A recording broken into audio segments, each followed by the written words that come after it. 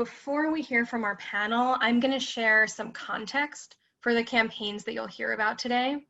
And first, I want to offer a sober reflection, which is that non-union healthcare workplaces have been doubly devastated by this pandemic, as you can imagine.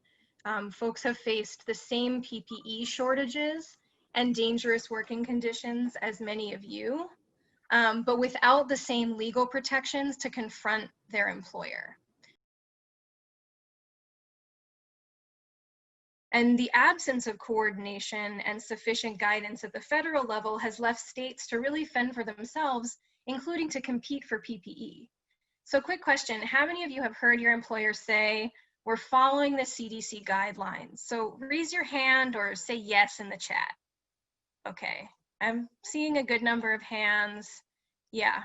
So, as you've experienced, many employers have been relying on the guidance from the Federal Centers for Disease Control and Prevention, the CDC. But from day one, that guidance has been far less protective than it should have been. So for example, back in February, the CDC called for the use of N95s or higher for the care of possible and confirmed COVID patients. But by March 10th, in the face of supply shortages and at the urging of the hospital industry, the CDC downgraded that guidance, calling for only surgical masks that offer no protection against airborne particles, as you know. So now raise your hand again or write in the chat yes if you've heard of Cal OSHA. How many of us are familiar with Cal OSHA? I know we've got members in Hawaii where you've got different statewide occupational safety and health regulations. All right, so if the CDC was essentially, it looks like a lot of folks are familiar with Cal OSHA, which is great. And if the CDC was essentially giving employers the green light to expose workers to this novel virus, what other laws and regulations are on our side? Well, California was the first state in the nation to have a standard that specifically protects workers, including healthcare workers, from airborne respiratory illnesses like COVID-19. This is good news. This was a huge win. And it's enforced by our state's worker safety agency called Cal OSHA. And California, as many of you who work in hospitals know, is also one of just a few states with a mandatory nurse-to-patient ratio, which we know protects patients, although they unfortunately don't extend to nursing assistants and other care staff as they should. But unfortunately, while we have this respiratory health protection and this staffing protection, for most of the last 7 months, those regulations were either waived or minimally enforced. In fact, Cal OSHA is only now beginning to issue major citations and penalties to employers 7 months in. We're glad to see it happening, but of course, we needed them in March. And one of our employers, CPMC, California Pacific Medical Center in San Francisco, received one of those initial citations for not providing respiratory protection, including during procedures on a suspected COVID patient. They didn't give folks N95s. So just like our contracts, those regulations are only as good as they are enforced. So, as Sal and Sophia mentioned in the video this morning, the California Department of Public Health did issue a specific set of requirements for skilled nursing facilities, which require regular testing of patients and staff, detailed plans for preventing transmission within the facility, close monitoring by the county health department, and public reporting of infections, which is incredibly important. And the Department of Public Health has yet to issue similar requirements for other healthcare facilities like hospitals and correctional facilities. And our union is actively working to convince the state to put this requirement in place. So faced with a lack of worker protections that we could rely on, we've had to come up with our own standards and our own policy initiatives that we could stand behind and demand of our employers. So I want to tell you about 2 ways that our union has taken up this fight, which many of you have been involved with. So in March, we took one look at what the CDC was saying and what was happening in all of your workplaces, and we wrote our own set of policies that we would fight for as the gold standard at our facilities. And we also wrote the NUHW Healthcare Worker Bill of Rights, which I'll show you on the screen in a moment. And both of those are on our website and available in Spanish, and the Bill of Rights is also available in Tagalog and Chinese. By August, It was clear that employers at the hospitals and other facilities would continue to do the bare minimum unless they were forced to do the right thing, like the nursing homes had been. So we drafted a COVID-19 testing policy proposal and brought it to Governor Newsom. You should have a copy of this proposal in the email we sent out. And now we want to talk about key strategies that NUHW members have used in and outside the workplace to win greater protections. So here are some of those key things we've done in the last few months, which our panelists will be talking about. So as we go, take some time and think about which of these, which you'll see up on your screen in a moment, you'll want to share with your own coworkers. So NUHW members have filed complaints with regulatory agencies, organized their coworkers to talk to surveyors from the Department of Public Health when they visit, worked with our research department to put together narratives to really document in detail what's going on. We've attached some copies of complaints like those to the email that you should have received to help demystify the process, which doesn't require any special expertise, just requires us getting all our ducks in a row. Members have organized workplace actions like marches on the boss, info pickets, press conferences. You've invited local and state electeds and allies to different actions to do letter writing campaigns. And you have held regular meetings in some workplaces every week with your employer, demanded impact bargaining about health and safety issues. You have focused your efforts on those key decision makers, the CEO of your hospital corporations, to create consequences if they don't take action, and garnered lots of press coverage and support, and organized non-union workers to increase your strength in numbers, which we'll hear a little bit more about later. You also have this list in your email. All right, so without further ado, I would like to welcome our 5 panelists to join us. They're in there among you in the Zoom meeting room. So panelists, please get ready to unmute yourselves and for our opening questions. And I know one of our panelists, Janika, is about to join us. So I think she'll be here in just a minute. So after the panel, like Haley said, we'll have time for question and answer. So if you have questions as we go, please note them to yourself and you can ask them at the end. All right, so I'd like to ask each of our panelists to introduce yourselves. And because we're on Zoom, I will just call on each of you. So please tell us your name, where you work, what your job is, and briefly tell us the main COVID issues in your workplace. Can we start with you, Ray? Ray Herrera, Queen of the Valley Medical Center, Napa. My current title is Radiology Coordinator. Our biggest issues we've had is we want or have asked for or demanded rapid on-site testing and extended sick leave for people that were exposed to COVID. Thanks, Ray. Good to have you. Justin, please introduce yourself. Hi, I'm Justin Evans. I'm a distribution tech at Fountain Valley Regional.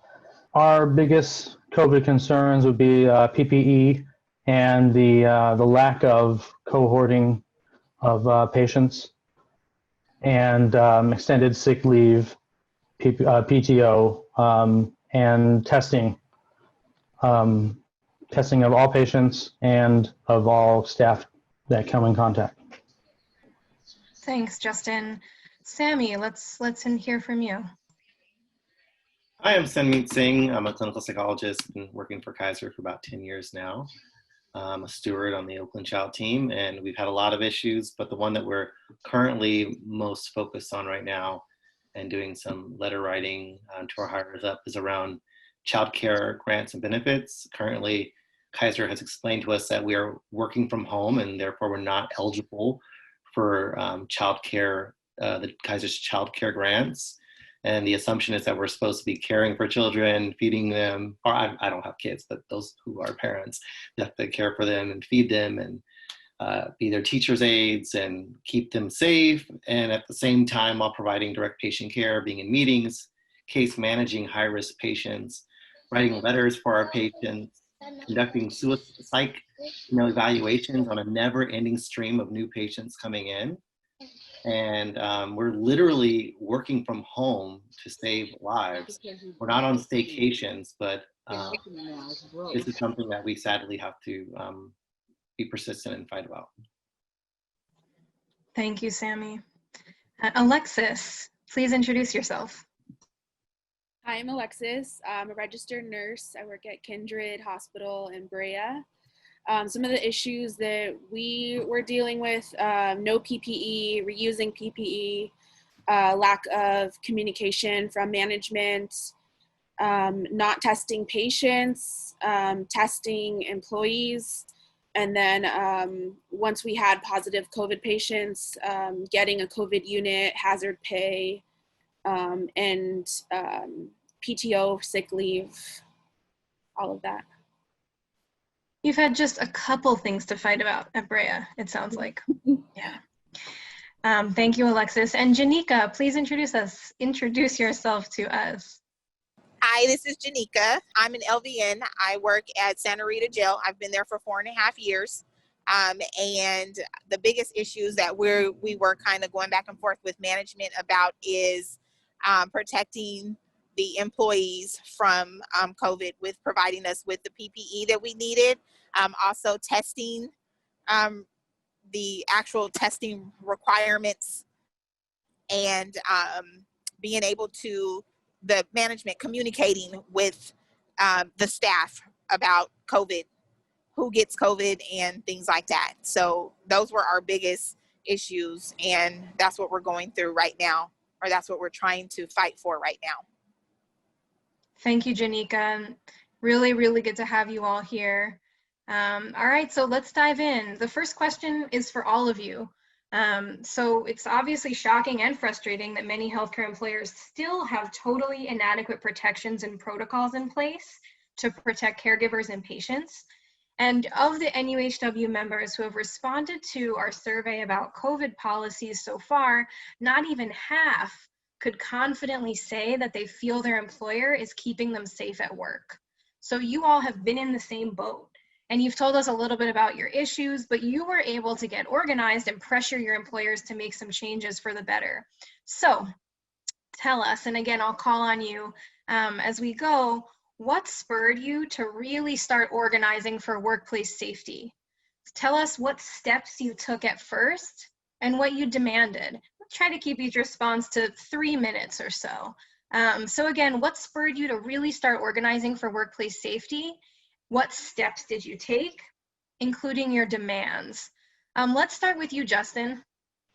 Yeah, so I would say our first steps or first things that we noticed were the lack of cohorting of patients. They were mixing patients together, positive patients with PUIs, PUIs with negative patients, being on the same floor as immunocompromised people with cancer. And then we brought these concerns to HR. We had the weekly meetings with HR and infection control, employee health, and they fed us the same line, like you had said, the CDC guidelines, and we're following how much they're following them. And so then we started getting some incidences of our own, and we realized that we needed to escalate. We had a radiology tech who his whole household was positive. He let management know, or employee health know, and they said, "Oh, you still come in, just wait, make sure you wear your mask and stay away from people." He ended up getting sick, admitted to the ER. Another coworker worked with a patient for 2 days that wasn't a PUI and came back positive, and she was only wearing the procedure mask both 2 days with no face shield. So once these things started happening, we started doing some actions. We had sticker campaigns, and we'll talk about our press conference that we had and some other actions. But we demanded better PPE. They were rationing PPE left and right, the cohorting of patients, the flexing was an issue. We had a lot of people are quitting, a lot of nurses are quitting, and the staffing was atrocious. And we didn't know if we were going to get tested or not, when we would get tested, if we were. So these are some of the things we demanded of them, and they didn't step up. Thank you, Justin. And you know, Mhm. this is a Fortune 500 company, Tenet, that owns Fountain Valley Hospital, right? So we're talking about a hospital system that can, by all means, do better. Thanks, Justin. We'll look forward to hearing about what happened. Alexis, tell us what spurred you to start organizing, and what steps did you guys take at first? What did you demand? Okay, well, just a little background. I am a new grad registered nurse. I started at Kindred in February, and by late April, I had contracted COVID at work.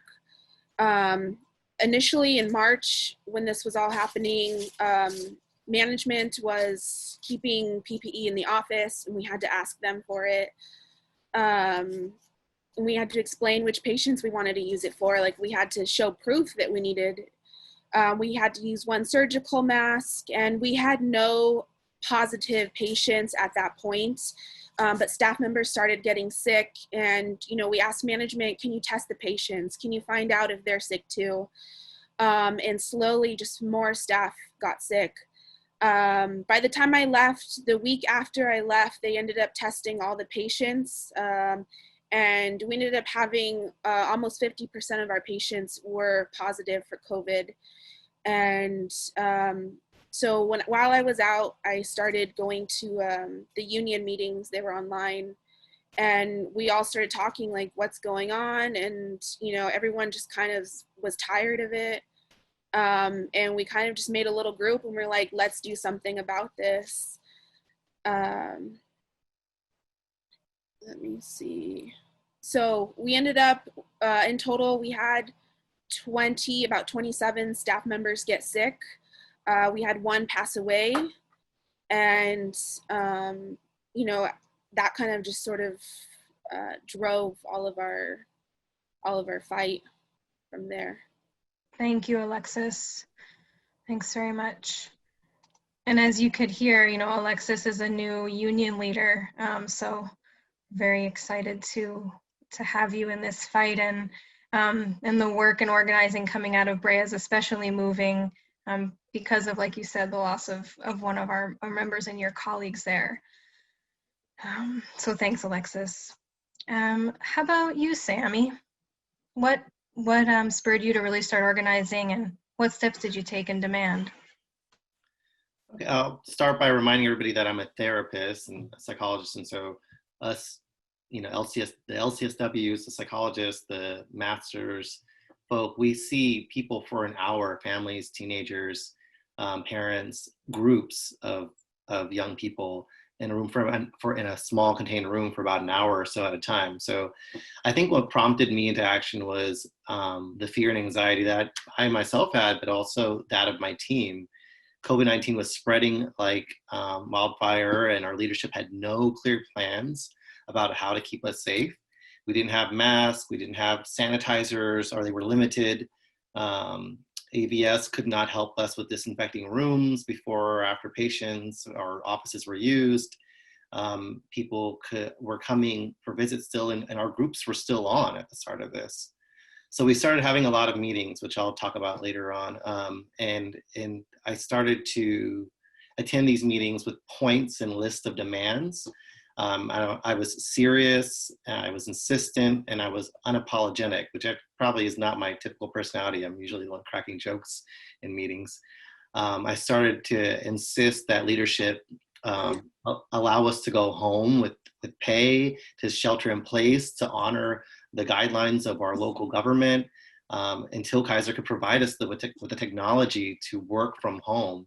We literally had one plug-in camera for at least 30 providers to share in the office. That's the only video we had at the time. So I started insisting on the following: that we stop face-to-face appointments, that we switch to phone calls immediately, that we cancel our group therapies until we can do them virtually, that staff and patients be allowed access to COVID-19 testing if requested, Even I know that these were things that were above, manager pay grades, but I still sort of, request these things.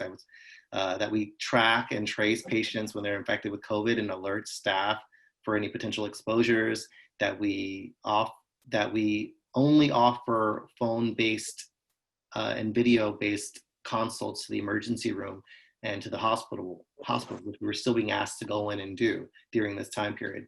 That masks and sanitizers and disinfectants be provided to us upon request, and that we also ask our EBS to support us with disinfecting offices and waiting rooms at some point in the day.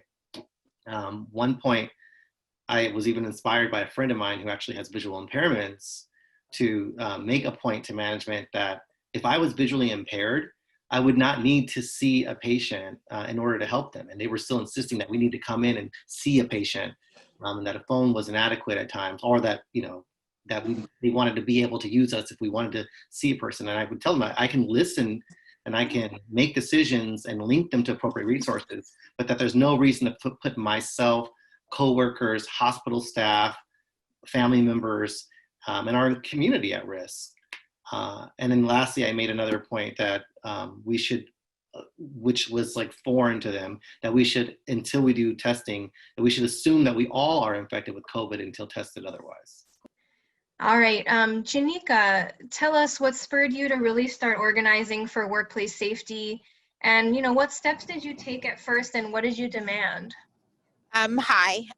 So what prompted me to actually I actually started with the union a while ago. It was just a lot of things that were going on that were unfair for management. However, what really put me in the fight was when COVID happened, the way they were just handling everything, period. They didn't have a plan. They didn't know what was going on. We had a lot of nurses that were afraid, that did not come to work.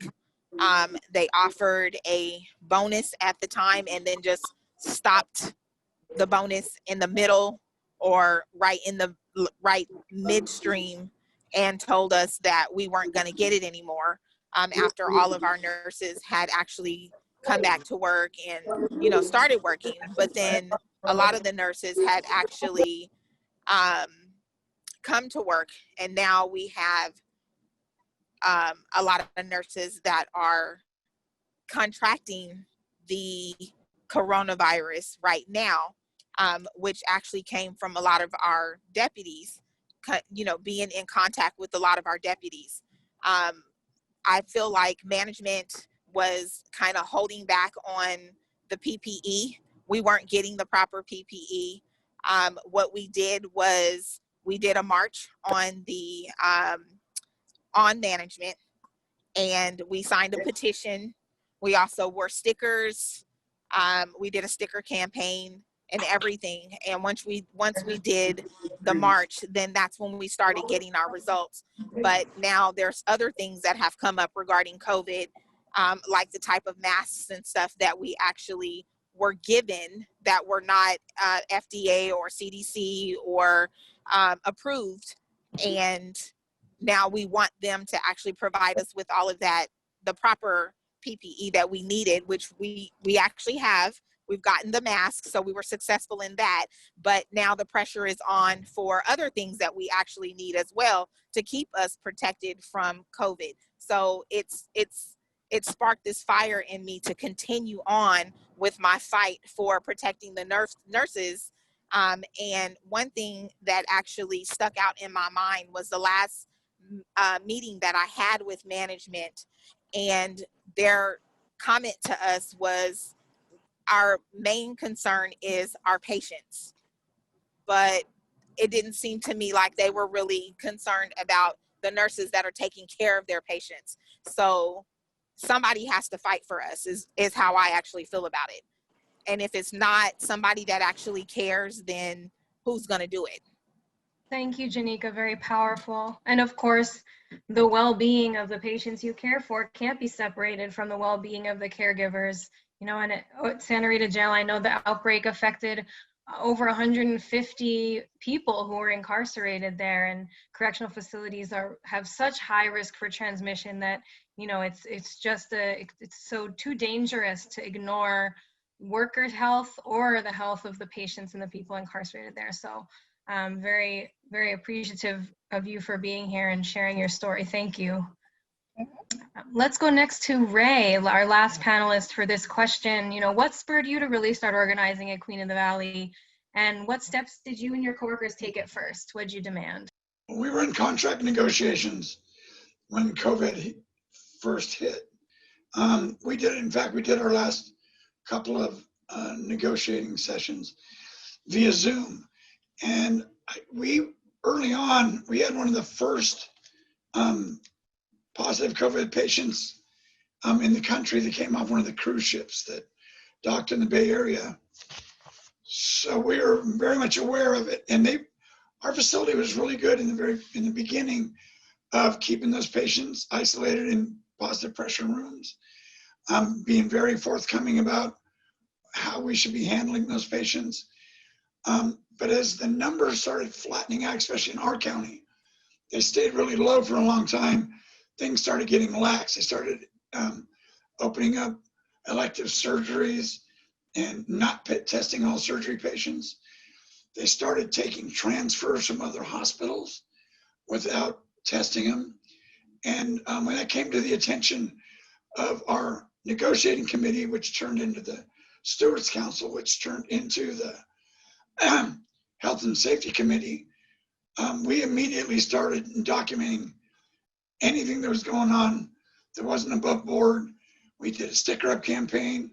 We got media involved very early on, informed local officials that we had close contact with during our negotiating, and we still have good relationships with. And eventually we filed a complaint with Department of Public Health. Thank you, Ray. Thanks, Ray.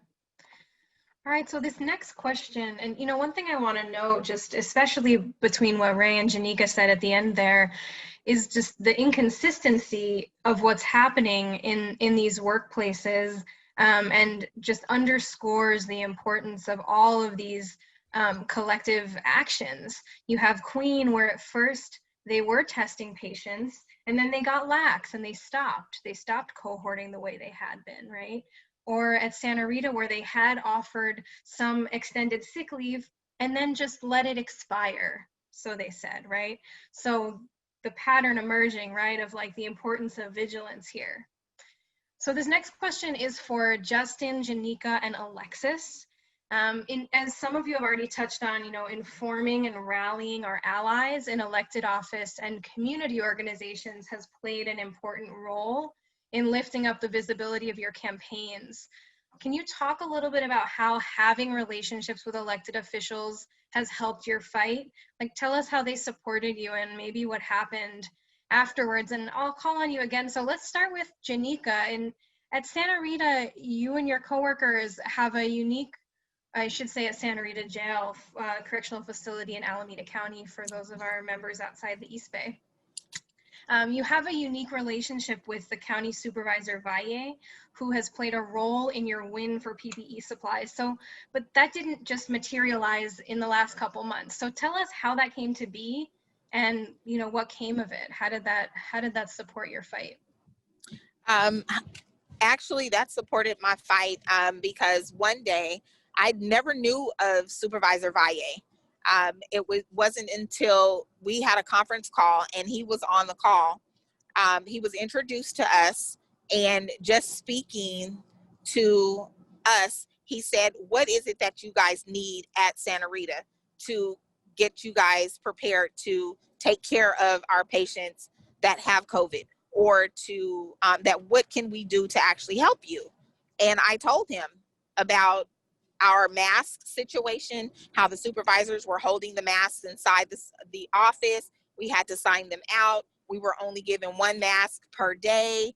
And then if that mask wasn't soiled or if it wasn't worn, then we had to take that mask and use it for several days, in which we didn't think was fair, because if we come in contact with a housing unit that is full of COVID patients, then we need to switch that mask out.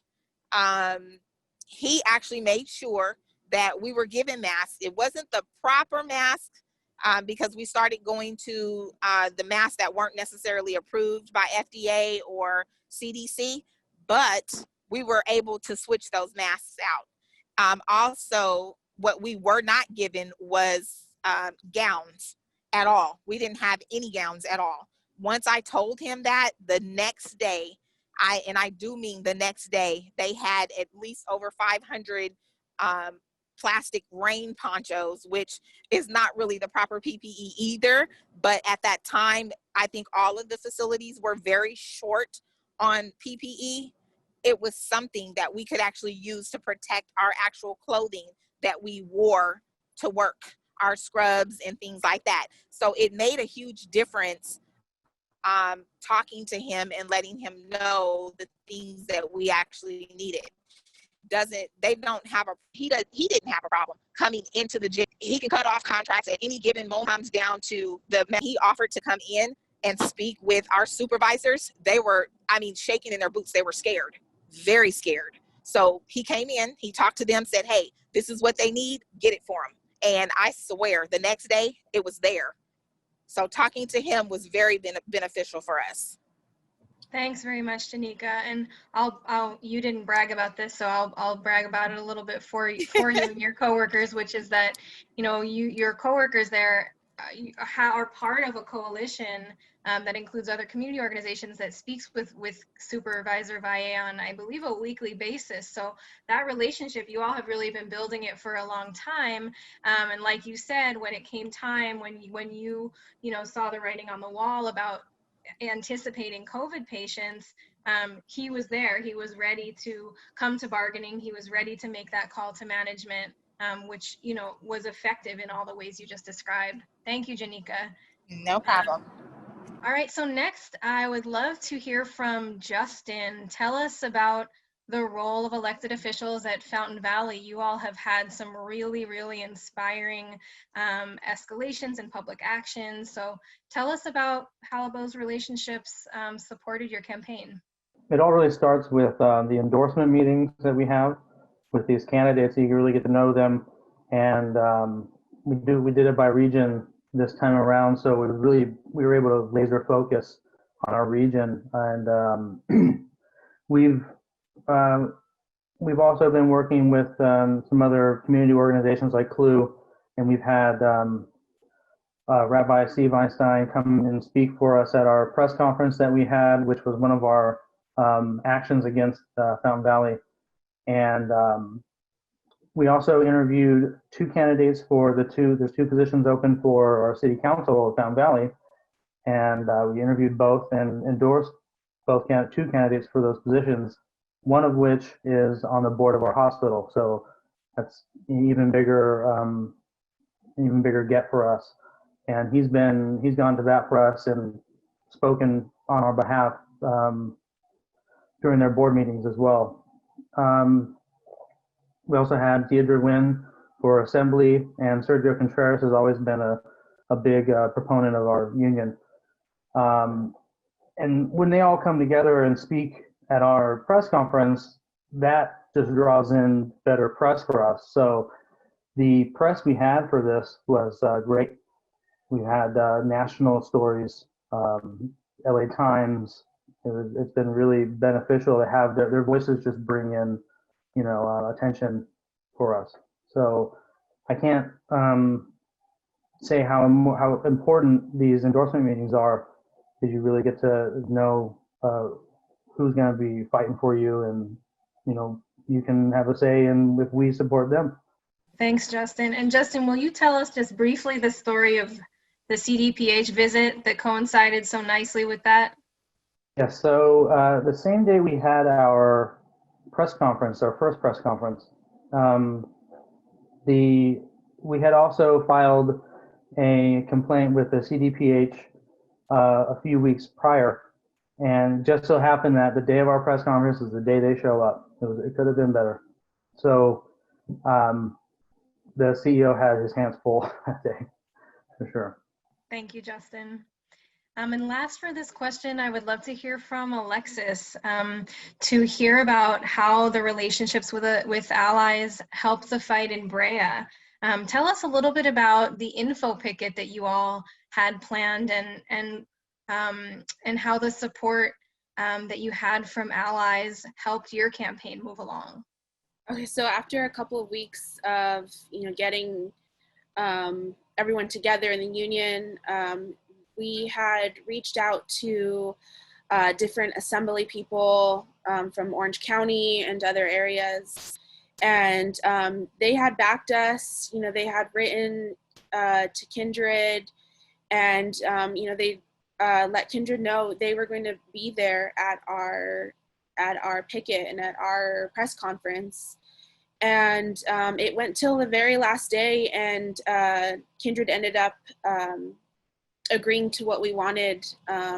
They said they would test all the workers, they would test all the patients, they agreed on a hazard pay for us, and it was what we wanted. So we didn't actually go through with our picket. We didn't need to.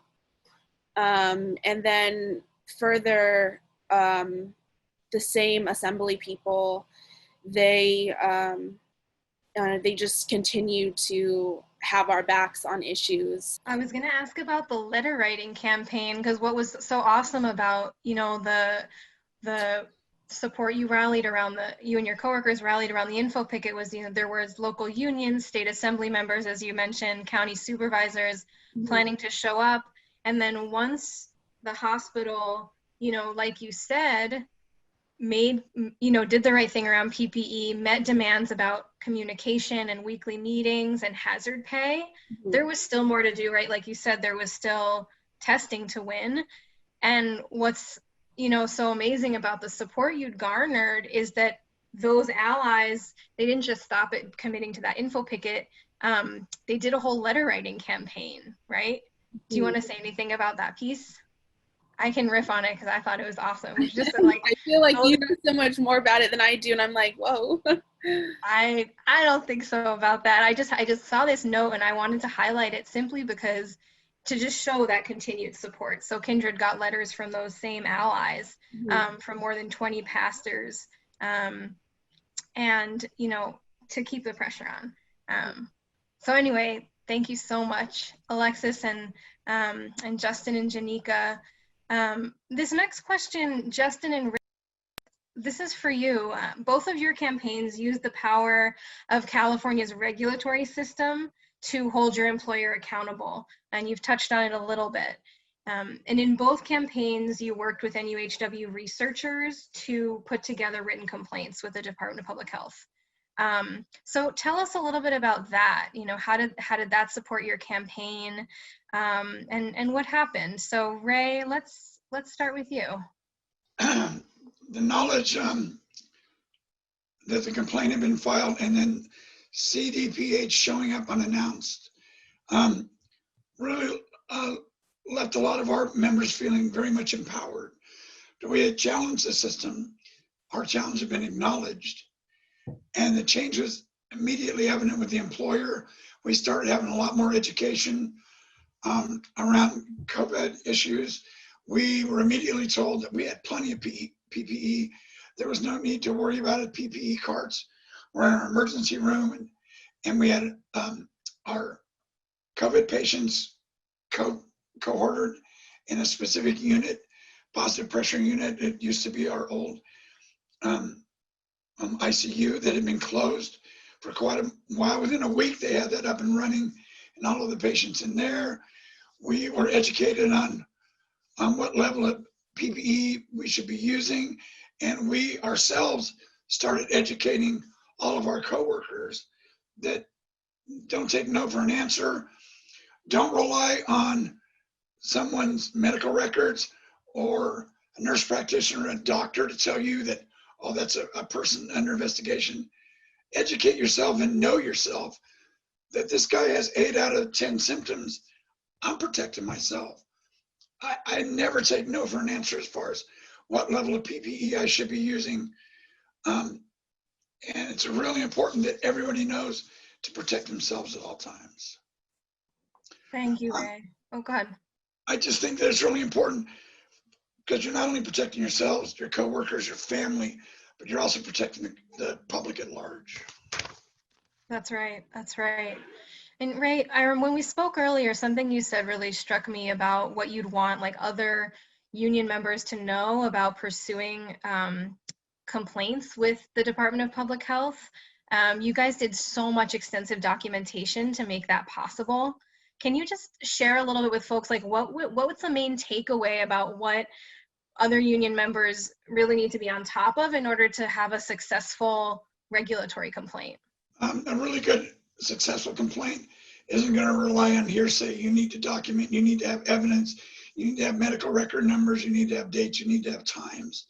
You need to have who told you this person wasn't a person under investigation, and then 4 hours later they have a positive COVID test. So documentation was important. And so that was the stewards committee that turned into the health and safety committee. When we started asking members to be aware of situations around them and document, those were the things that we stressed. Medical record numbers, who the contact people were, who was the supervisor that told you you should be cleaning this room, and all you needed to wear was a surgical mask. Document everything. Thank you, Ray. Thanks. Justin, tell us about the regulatory complaint at Fountain Valley. How did that support your campaign? You know, what should other NUHW members know about using regulatory agencies in our fights? Yeah, it was extremely beneficial using them. Like I said, we had filed our complaint, and they showed up the same day as our press conference.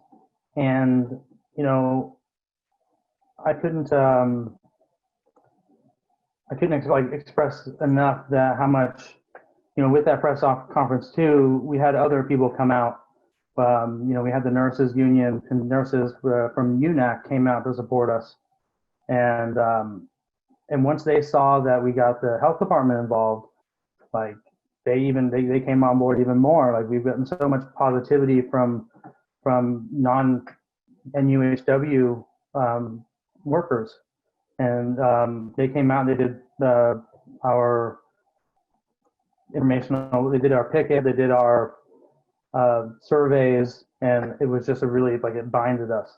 And the company, as soon as we filed these complaints, the company comes out and says, you know, in response of our press conference, that we're really disappointed in, you know, our NUHW workers. And in the next sentence, they claim like, oh, we're doing everything that the health department, we're correcting everything they came in and said. So we were completely right. We were completely in our rights to file those complaints. And like Ray had said, I couldn't stress that enough either. It's just the meticulous, detailed documentation. With those two stories I spoke about before, those were our two main complaints, and they're egregious. They were terrible for the one person got sick and the other one was exposed for 2 days.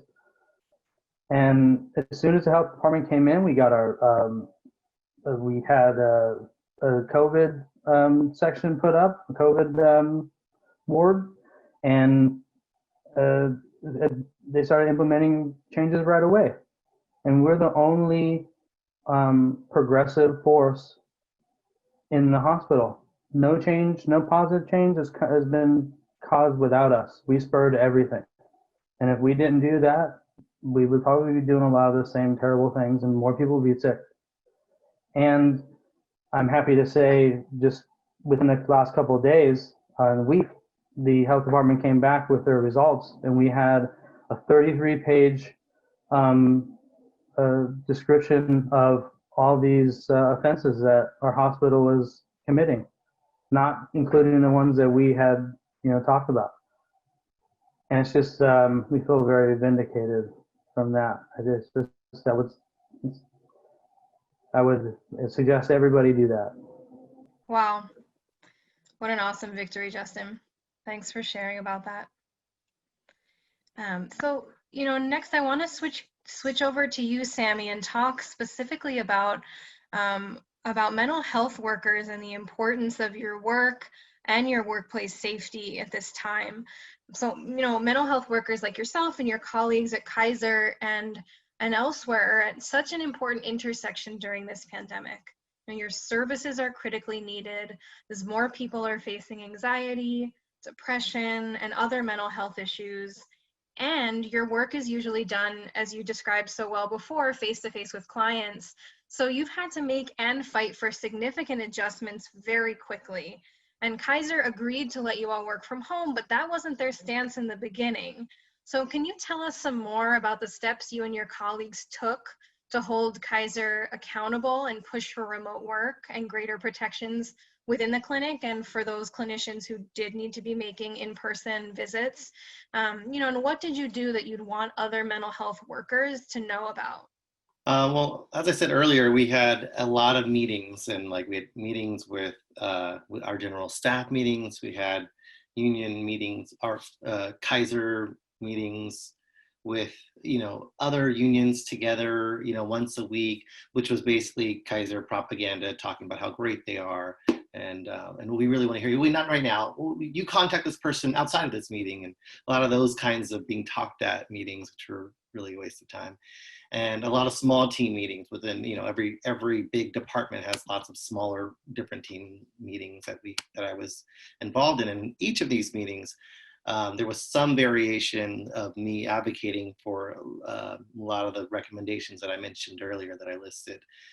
So I was, again, like, as I said, I was very serious. I was very insistent. I was very unapologetic in a way that I'm typically am not. And I would also convey to the managers and to the leaderships about how unheard, unsafe, scared, and under-prioritized my coworkers were being made to feel as a result of their delaying and not really having a plan. And so I actually had a support team meeting, or sorry, I actually have what I mean to say is, like, I actually have a supportive team of managers, and they're usually, very, we usually have a good collegial relationship of working together. But as a result of all this advocacy I was doing, I became singled out, and I was called into a virtual feedback meeting where I thought it was going to be one thing, and it ended up being a meeting focused on scapegoating me, where I was accused of things like exaggerating or misrepresenting information. I was accused of pushing my own agenda, of not representing everyone accurately, of overreacting, and of talking too much in meetings. I would come, and that might be true, I do talk a lot, but that's still not fair because I came prepared with points. And of course I would, like, anyways, it was personal, it was condescending, and it was belittling. And I was so angry and I was so offended that I kid you not, I contemplated on quitting that week, and I was very, charged about it. So I gathered myself, and I called my favorite aunt who knows how to keep me on track, and I channeled Clem Papazian, who sadly had just died just before all this went down, not from COVID, but it was, we were still grieving that loss in the middle of trying to wrap up our contract as well. And so my response to them was to be the bigger person and to write a respectful letter back to my local leadership, and to talk about how they made me feel and how they were abusing their power and in this dynamic, and their unfair attempts to silence the messenger. And eventually most of them apologized. At the end of the day, they ended up following through with nearly most of my suggestions of everything that I was asking for and advocating for. So, except for the child care issue, we're still fighting on, and there are other things that we're fighting on, like ergonomic support, because we're sitting at home all day. They don't want to help us in any sort of way with that. What I would want, I guess, some of my coworkers and providers to know is that you have to be brave, you have to be patient, and you have to have good points prepared, because of this supremacist hierarchical structure that oppresses workers in our country, is a system that is constantly working against us. Speaking their language and reminding the leadership repeatedly about what has to change and how not doing so is likely a violation of their own mission statements, and are some of the things that can help. I think it also helps to leverage and preserve the positive working relationships if you have them, if you're lucky enough to have them with your local managers. And calling out when you or others are feeling exploited as workers is important for change to occur. At the end of the day, even if the changes do happen, the leadership is going to take full credit for all your advocacy in an email. And I would encourage you not to take that personal. Just keep fighting for what you know is right. Wow, thank you so much, Sammy. Thank you. So folks, we've reached the last question of our panel before we can jump into our Q&A. And this last question is for all of you, which is, how has the fight to win better protections in this era of COVID-19 strengthened your union? And what is the next issue that you and your coworkers plan to take on? Janika, can we start with you? Yes. It has strengthened our union we have actually gained more members because they see that we are actually fighting for, I wouldn't say more members, because everybody that comes into the jail is actually put into the union anyway, whether they like it or not. But we've actually gotten more shop stewards that are in the fight as well. And what was the other part of the question? I'm sorry. Sure. The question is, what's the next issue that you and your coworkers are planning to take on? The next issue we're planning to take on is having our employers test the nurses for COVID, simply because we don't know who has COVID and who doesn't. We have a list of requirements that we actually have to meet in order for us to get tested for COVID. But one of the requirements is we have to basically, if we don't have masks on, or if we do have masks, we cannot be tested for COVID because we don't meet the requirements. So what we're fighting for now is, regardless if we have masks or not, people are still getting COVID for some reason. We have a couple nurses that have actually contracted COVID. We don't know if it's because there's so many deputies that have COVID. We don't know if it's because the inmates that we interact with, most of us are front-facing or forward-facing nurses that are out on the front line. We go into the housing units. We actually are seeing these patients that do have COVID on a daily basis, but some of them are actually still getting COVID for some reason, regardless of the fact that they're wearing all of their PPE, they're wearing their masks, they're wearing their gloves, and we're bleaching down our equipment and everything. So that is our next task, is to change the requirements, because everyone that comes into the jail is required to put on a mask, yet there's still deputies, there's still nurses that are getting COVID. So if we put on a mask when we come in, how are we getting COVID, and how are we supposed to know who has it and who doesn't have it if they're not testing anybody? Well, thank you, Janika. And I also want to lift up, you and your coworkers at Santa Rita have really, used what the employer has given you, which has been a lot of stonewalling, to organize. And you all have helped organize 2 other units of workers who work for the same company in different counties. And so now, you're all fighting for the same thing. I know that they've helped you guys. You guys have done phone banking together. So, Yes. The strength in numbers there is also a really powerful part of the story at Santa Rita and the other WellPath facilities. Yes, we've actually also have gotten 2 other facilities to come on board that were. Looks like Janika's having some connection issues. Let's see if we get her back in the next couple seconds. Okay, we'll give her a chance to add anything at the end. Sorry about that, Janika, if you can hear us, but I'm really glad we got to hear from you at the end there. Alexis, I would love to move on to you and hear about how this fight has strengthened your union and what you're fighting for next. Okay, so since we did everything, I would say the last few weeks at work have been really nice. Things have calmed down. People are not as afraid to go to work. Management, they agreed to weekly meetings if we need them. which is nice to keep the communication open for us if we have questions. We're testing all the patients, all the new admits. Besides trying to get more mandatory testing for staff, what we're working on next is our next union contract, and that'll be for next year. So we're going to include COVID-19 regulations with that contract, because when we were going through all of this, management, tried to find a way to make things, like, well, the contract says this. So, they use that stuff a lot to try to get out of doing things. And we're also working on N95 masks for all staff. Right now, we're still able to use them. They're supplying them for the nurses at least. Their management sometimes, says, why does other staff need them if they're not doing direct patient care?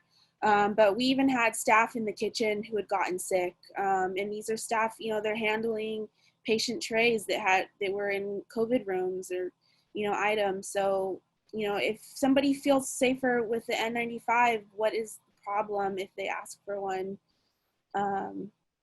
But yeah, things have kind of calmed down for right now, but I think that's just because management knows, that they need to keep up, because we are strong and we will keep fighting if they go backwards. That's right. Thank you, Alexis. And I know some of your union siblings from Kindred Westminster, I think, are on the call as well. And, part of the groundwork you all laid at Brea, also helped strengthen all of the Kindred facilities, all that organizing. They were able to follow your lead and win regular testing, monthly testing, weekly meetings, better PPE. And I would also say that I think you are an example of how the fight has strengthened your union, right? Because now the union at Brea has you, right, and has other leaders, which it didn't before. So I definitely wanted to lift you up there. Thank you, Alexis. So let's go to Ray and then Justin. Tell us about how this has strengthened your union and what's next. Ray? We spent 3 years battling St. Joseph's Health, Providence, to get a union contract in our facility. And it was very public. We were out on the street a couple of different times. And so we just kind of went from that fight right into the next fight. And so it's demonstrated to our membership that we're in it. We'll fight the good fight. We're not going to take your pat answer of, oh, we're following the CDC guidelines for PPE and testing of patients. Not good enough. We're pressing forward on our demand for testing of all workers, rapid testing on site, on request. Right now, they have a deal with our county where any healthcare worker can go to the fairgrounds, get tested through an outside facility, and symptomatic or asymptomatic. And so that's good, but not good enough. So we're still fighting. And that is our fight right now. Rapid testing on site, on request. Thank you, Ray. Thank you. And Justin, let's round us out here and tell us about how this has strengthened your union and what's next. Like I said before, with the UNAC employees, they're coming out and we're strengthening our bond with them. We also have our EVS and food service they're NUHW as well, but they're on a different contract and a different bargaining group. And what this has done is we've started having our first integrated meetings with them, and it's brought us closer together. And hopefully one day we'll just have one contract. That's another thing moving forward that we like to focus on. And like you had said before, we've brought so many new people into the fold because we're shared in this experience together, and it just brings us closer. And management is only